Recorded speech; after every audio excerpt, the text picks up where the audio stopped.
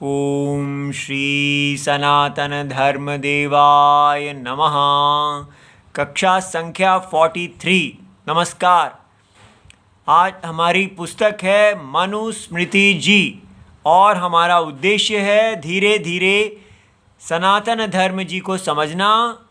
भगवान गुरु राम जी की अहेतुकी कृपा से प्रयोग की जा रही पुस्तक है मनुस्मृति ही, काशी संस्कृत ग्रंथमाला 114, चौखंबा संस्कृत भवन वाराणसी।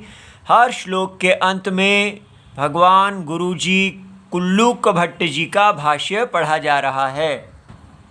तपोवाचं रतिं चैव कामं च क्रोधमेव च सृष्टिं ससर्ज चैवेमां सृष्टुमिच्छन्निमाः प्रजाः। अध्याय नंबर 1 और श्लोक है 25। तो ऋषियों ने मनु जी से सनातन धर्म पूछा है और मनु जी सबसे पहले आत्मज्ञान को ही सबसे महत्वपूर्ण सनातन धर्म बता रहे हैं।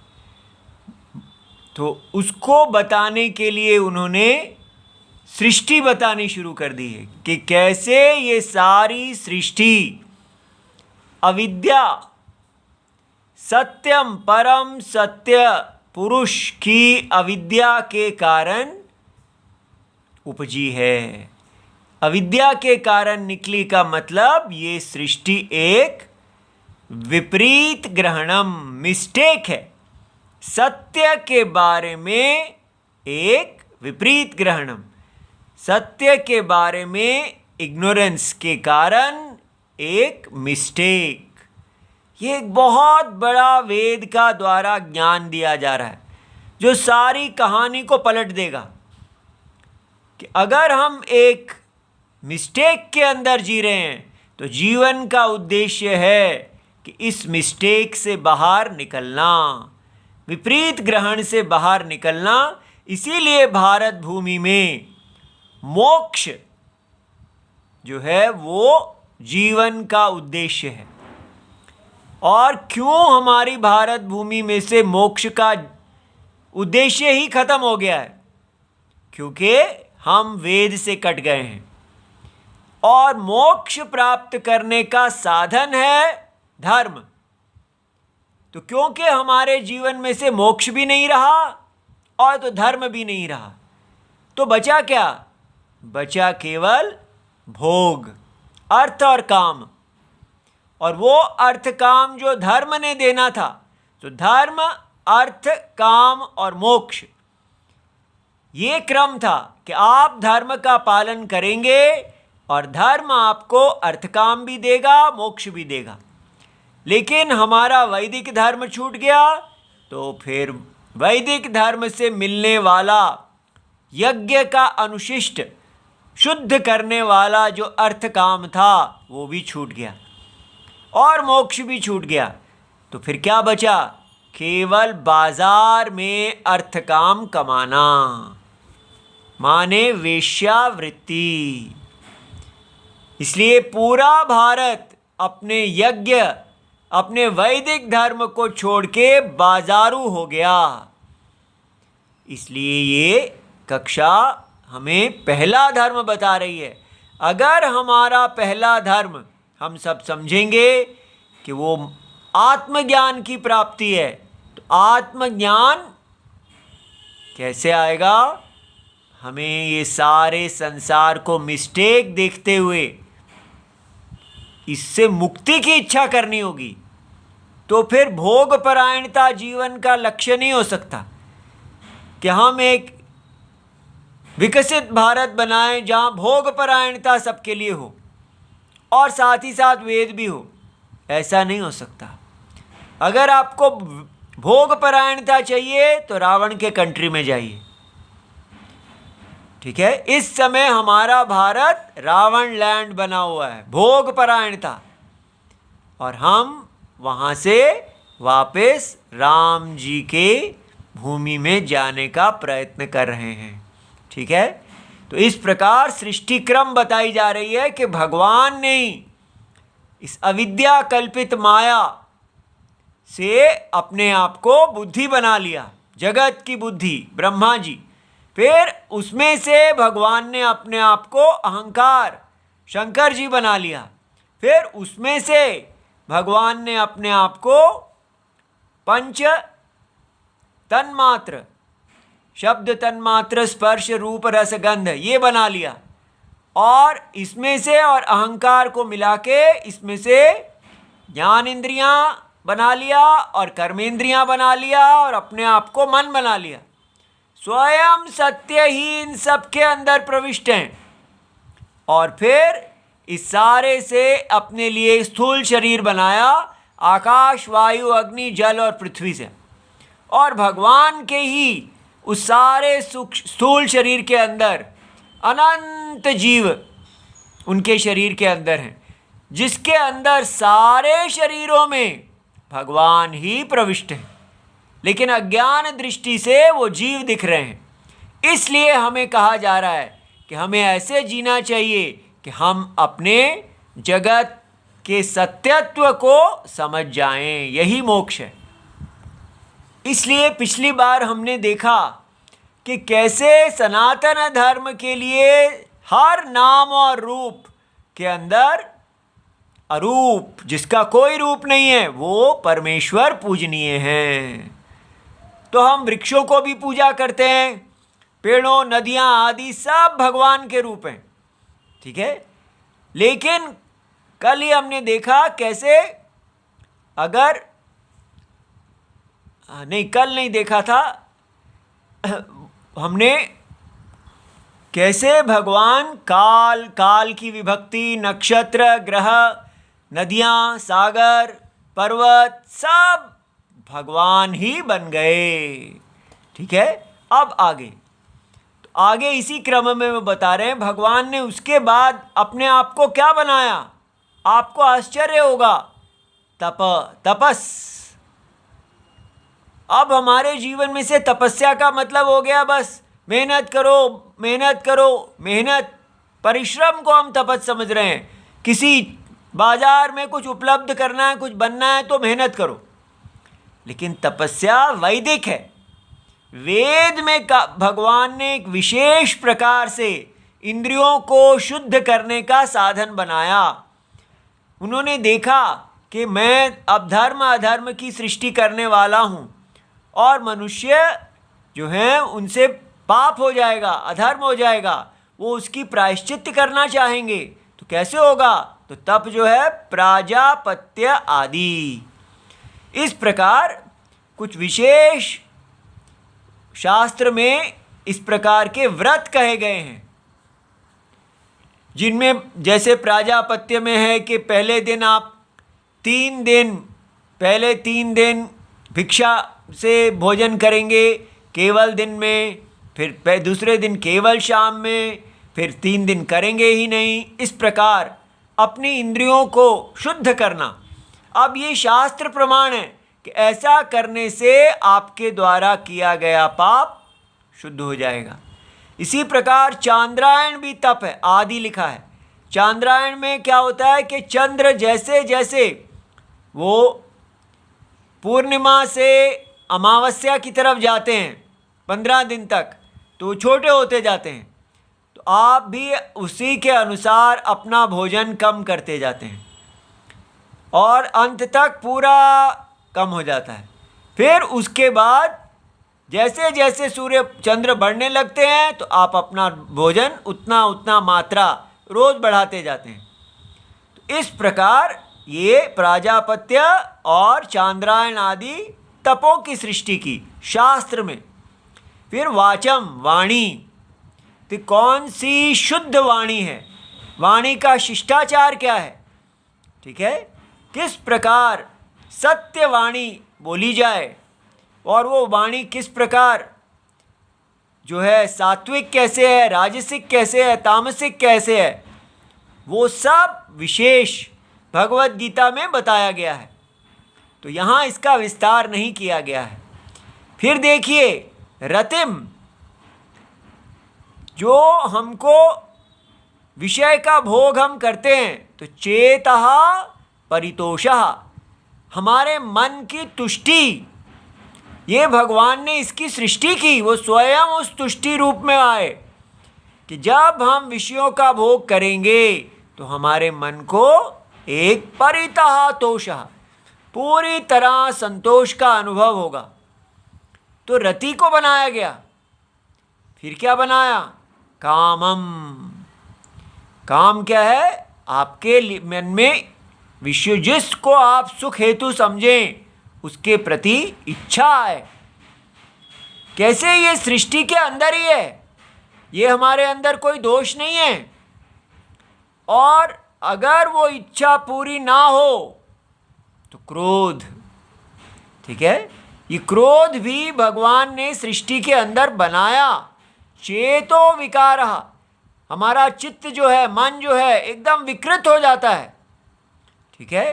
फिर इमाम एतत् श्लोक उक्तम, इस श्लोक में जो कहा गया है और जो पूर्व श्लोक में जो नदी आदि कहे गए थे, वो सब उक्तवान च सृष्टिम चकार, वो सारी सृष्टि को बनाया। तो ये सब क्रम में आ जाता है। तो और इमाः वक्ष्यमाणाः देवादिका, और इसके बाद वो देवताओं को भी बनाएंगे। तो वो सब करने की इच्छा से इमाः प्रजाः स्रष्टुम इच्छन, तो ये सब जो देवताओं की भी प्रजा बनानी है, उस सब को बनाने की इच्छा करते हुए उन्होंने। तो अगला श्लोक देखने से पहले ये देखिए, अगर भगवान ने ही काम और क्रोध की सृष्टि की है, तो फिर हमें क्यों कहा जाता है कि काम को वश में करो, क्रोध को वश में करो? जब सृष्टि भगवान ने ऐसी बनाई है तो हम क्या कर सकते हैं? तो ये देखिए भगवत गीता में कहा है, अथ इदानीम परा भविष्यतः सर्वान अनर्थ मूलम इदम उच्यते। जो ये इंद्रियां जो हमारी हैं, ये जिससे हम विषयों से सुख की इच्छा करते हैं, ये हमें पूरी तरह वश में कर लेती हैं। तो यहाँ कहा गया ध्यायतो विषयान पुंसः, ये अध्याय 2 है और श्लोक 62 है। जब कोई मनुष्य विषयों का ध्यान करता है तो क्या होता है? संगस्तेषु उपजायते, उसका उसमें संग अर्थात आसक्ति, प्रीति हो जाती है। तो प्यार तो बड़ा अच्छा है, I want to play the game of love, यही हमें सिखाया गया है। और भगवत गीता क्या कह रही है कि ये जो संसार में विषय हैं, यदि आप इनका ध्यान करते रहेंगे अपनी इंद्रियों से, इनको आँखों से देखते रहेंगे, कानों से सुनते रहेंगे, हर समय इन्हीं के ऊपर आपकी इंद्रियां रहेंगी, तो आपकी जो इसमें प्रीति हो जाएगी। और वो प्रीति क्या करेगी? संगात संजायते कामः, ये जो काम की सृष्टि है ये तृष्णा में बदल जाएगी। तृष्णा होती है कि मैं इसके बिना नहीं रह सकता, मुझे ये चाहिए, वो वेग धारण कर लेगी। तो फिर वेग से क्या होगा? कामात क्रोधो भी जायते, अर्थात वो आपकी इच्छा पूरी नहीं हुई तो आपके अंदर क्रोध पैदा हो जाएगा। क्रोधात् भवति सम्मोहः, क्रोध जो है वो आपके अंदर एक ऐसा मोह पैदा करेगा। क्या उसका अर्थ क्या है? अविवेक, कार्य अकार्य विषय, जो आपको पता है कि ये करना चाहिए, ये नहीं करना चाहिए, उसके बारे में आप मोहित हो जाएंगे। और शंकराचार्य जी उसका एक उदाहरण देते हैं, क्रुद्धः ही सम्मूढ़ः सन गुरुमपि आक्रोशति। जो व्यक्ति क्रोध में हो वो अपने गुरुजी के सामने भी अनर्थ करता है, अन्याय करता है, उनके साथ बुरा बोलता है, इतनी बड़ी गलती कर देता है, क्रोध में ये हो जाता है। और फिर क्या होता है? सम्मोहात् स्मृति विभ्रमः, जब आप इस प्रकार मोहित हो जाते हैं क्रोध में, तो शास्त्र आचार्य उपदेश आहित संस्कार जनितया स्मृति, जो आपने शास्त्र का आचार्य से उपदेश सुना हुआ है वो उसी समय उसका मन में संस्कार पड़ता है उपदेश का, वो स्मृति आपकी रक्षा के लिए आनी चाहिए। लेकिन क्या होगा, स्मृति का नाश हो जाएगा। वो जिस स्मृति ने उस समय आपकी रक्षा के लिए आना था, वो क्रोध के समय वो स्मृति नहीं आ पाएगी। और क्या होगा, स्मृति भ्रंशात् बुद्धेः नाशः, जब कार्य अकार्य शास्त्र की स्मृति खत्म हो जाएगी तो कार्य अकार्य विषय विवेक अयोग्यता, आप में कोई विचार करके बुद्धि से अपने आप को धर्म में रखने की योग्यता समाप्त हो जाएगी। अंतःकरणस्य बुद्धेः नाशः, और बुद्धि अगर नष्ट हो गई तो क्या होता है, बुद्धि नाशात् प्रणश्यति, तब हम पूरी तरह नष्ट हो जाते हैं, अपना धर्म नहीं कर पाएंगे और अधर्म में चले जाएंगे। और अधर्म चले जाने से आत्मज्ञान तो बहुदूरम, हम ऐसा बीज बो देंगे जो हमारे लिए अनर्थ शरीर जन्म देगा। तो आप देख सकते हैं कि सारी कहानी कहाँ से शुरू हुई, विध्यायतो विषयान पुंसः, इंद्रियों से हमने विषयों की तरफ देखना शुरू किया। और यही, और आजकल क्या कहा जा रहा है कि अपने शरीर से मजा लेने का आपको पूरा अधिकार है। अपने शरीर से मजा ही नहीं लिया तो क्या लिया।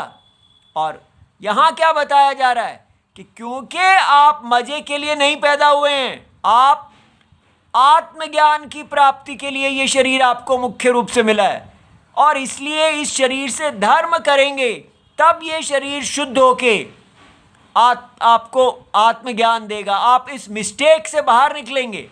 इसलिए विषय ध्यानम ना कीजिए, केवल धर्म के लिए जितना विषयों को देखना है उतना ही देखिए। इसलिए ये को एजुकेशन इत्यादि, पुरुषों स्त्रियों को सबको इकट्ठे रखना, ये सब विनाश की जड़ है। ये देखिए धर्म कहाँ से आता है, कर्मणाम च विवेकार्थम, धर्म अधर्मौ व्यवेचयंत। तो हमें कैसे पता चले कि धर्म क्या है, तो धर्म, हाँ देखिए, यज्ञ आदि सहाच कर्तव्य, कैसे वेद ने यज्ञ को धर्म कहा है कि आपके लिए हर एक को अधिकार है, ब्राह्मण क्षत्रिय वैश्य, उनको तीन को यज्ञ में अधिकार है, जिसको अधिकार नहीं है उसको पूजा में अधिकार है। देवताओं को किस प्रकार तुष्ट करना है, यज्ञ का अर्थ होता है कि ये सूक्ष्म शरीर में आपके देवता हैं, उनको तुष्ट करना। यज्ञ का अर्थ है ब्राह्मण क्षत्रिय वैश्य शूद्र आदि, ये जो हमारे स्थान हैं इनको पूरा करना। तो इसलिए याद रहे, धर्म वैदिक है और अधर्म भी। अधर्म क्या है, ब्रह्म वध आदि, ब्राह्मण की हत्या करना बहुत बड़ा अधर्म है। गो हत्या, स्त्री हत्या, भ्रूण हत्या, ये मुख्य बड़े बहुत बड़े अधर्म हैं। तो इसलिए क्या चीज़ पाप पैदा करती है और क्या पुण्य पैदा करता है, ये वेद बताएंगे। सा ना कर्तव्या, वो नहीं करने चाहिए। इति कर्माणाम विभागाय, तो इस प्रकार कर्मों के विभाग के लिए कि कैसे हमें पता चले कौन सा कर्म अधर्म और धर्म है। धर्म अधर्मौ व्यचयत, तो धर्म और अधर्म को पृथक्त्वेन अभ्यधात, पूरे अलग अलग करके अच्छी तरह उनको कहा। और देखिए, धर्मस्य फलम सुखम। अब बताइए, क्या व्यक्ति को पता है, भारत में हम कहते हैं सुख तो आता है भोग से, भोगस्य फलम सुखम, लेकिन वेद का संस्कार होने से ही समझ में आता है कि जो व्यक्ति धर्म करेगा उसको सुख की प्राप्ति होगी। कभी भी धर्म दुखम नहीं लाएगा। अधर्मस्य फलम दुखम, ये जान है हमारे वैदिक संस्कृति की। इसलिए क्योंकि हमें सुख चाहिए, दुख नहीं चाहिए, तो हमें सदा कहा जाता है कि राम जी का जीवन जियो। रावण ये भूल गए और उन्होंने सुख प्राप्ति के लिए अधर्म कर दिया। हम रावण ना बने। धर्म अधर्म फल भूतौ, और ये धर्म अधर्म द्वंद्व रूप हैं, बिल्कुल परस्पर विरुद्ध। सुख दुखादि भी इमाहा प्रजा योजितवान। अब ये जो प्रजा बनी, ये सब सुख और दुख, धर्म और अधर्म के फल से भगवान ने उनको जोड़ दिया। तो हम प्रजा क्या करने लगी? सदा सुख और दुख की इच्छा करने लगी। लेकिन मोक्ष कहाँ से मिलता है? भगवत गीता में कहा है कि निर्द्वंद्व भव। आत्मा जो है वो ना सुख और दुख, वो केवल इनका सत्य है। इसलिए सुख और दुख की इच्छा छोड़ के आप केवल धर्म करो, इसके फल की इच्छा ना करो। फल आपको शरीर देगा और शरीर में सुख और दुख आएगा। यदि आप मोक्ष की इच्छा करते हैं तो केवल धर्म का पालन करो यज्ञ की वृद्धि के लिए। तो धर्म भी वैदिक, और कैसे हमें स्वर्ग आदि फलों से दूर करके, जन्नत आदि फलों से दूर करके मोक्ष की तरफ ले जाया गया। और यहाँ क्या लिखा है? तो द्वंद्व जो बनाया, सुख दुख, धर्म अधर्म के फल, सुख दुख, वो जोड़ा है, उल्टे हैं बिल्कुल। तो और कहा सुख दुख आदि। आदि में क्या आता है? आदि ग्रहणात काम, क्रोध, रोग, राग, द्वेष, क्षुत, पिपासा, भूख, प्यास, शोक, मोह आदि भी। ये सब चीज़ें हमारे साथ चिपकी हुई हैं। हर समय काम, क्रोध, राग और द्वेष हमें जलाते रहते हैं। शरीर के अंदर भूख, प्यास, शोक, उदासी हो जाती है, मन मोहित हो जाता है। कितना कष्ट है जीव के अंदर। ये सारे को हम कैसे करेंगे वश में? उसका साधन अंतरात्मा भगवान नारायण की शरणागति। ये सब शास्त्र का ज्ञान हमें कल्याण मार्ग पे डालता है, और हम कितना इससे दूर निकल गए। इस पे वापस लाने के लिए ही मनुस्मृति जी आई हैं। ओम नमो भगवते वासुदेवाय। प्रणाम।